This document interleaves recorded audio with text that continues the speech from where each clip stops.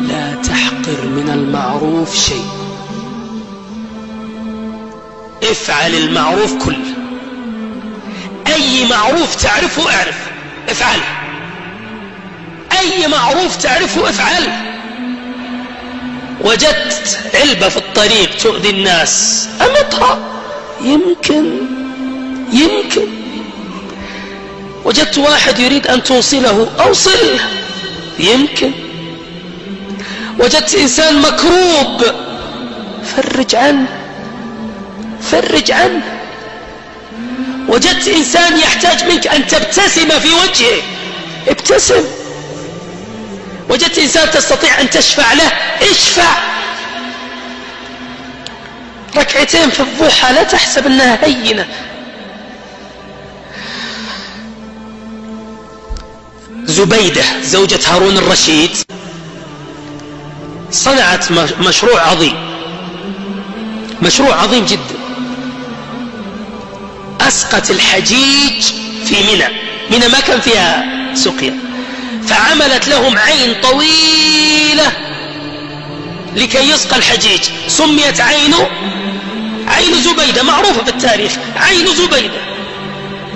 ماتت زبيدة، رؤيت زبيدة رحمه الله في المنام، فقيل لها: ما فعل الله بك؟ قالت: غفر لي.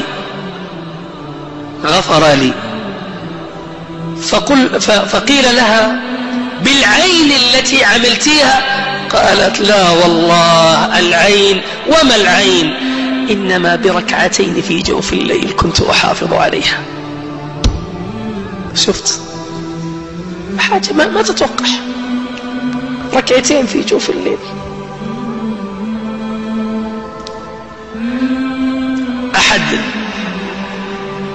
أحد الدعاة رؤية في المنام وهو داعية ومعروف،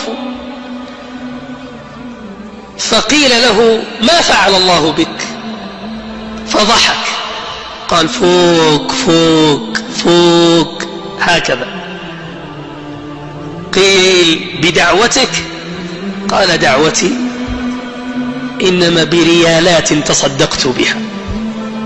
سبحان الله، ما تعرف يا أخي.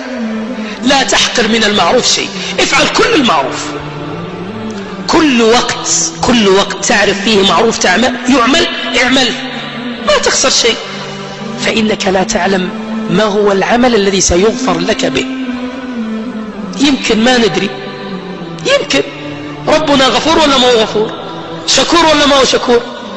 أسأل الله أن يدخلنا بهذا المجلس الجنة، أسأل الله أن يدخلنا بهذا المجلس بالذات بفضله وكرمه وشكره الجنة. أسأل الله أن يشكرنا على هذا المجلس، أسأل الله أن يشكرنا ويبارك لنا ويصلح لنا باقي أيامنا. أسأل الله أن يثبتنا على السنة ويحببنا في السنة ويعيننا على نشر السنة ويرزقنا العمل بالعلم. قولوا آمين. اللهم إنا نشكرك أن فقهتنا في أسمائك، فزدنا فقها وعلما وعملا يا رب العالمين. وصلوا على نبيكم عليه الصلاة والسلام.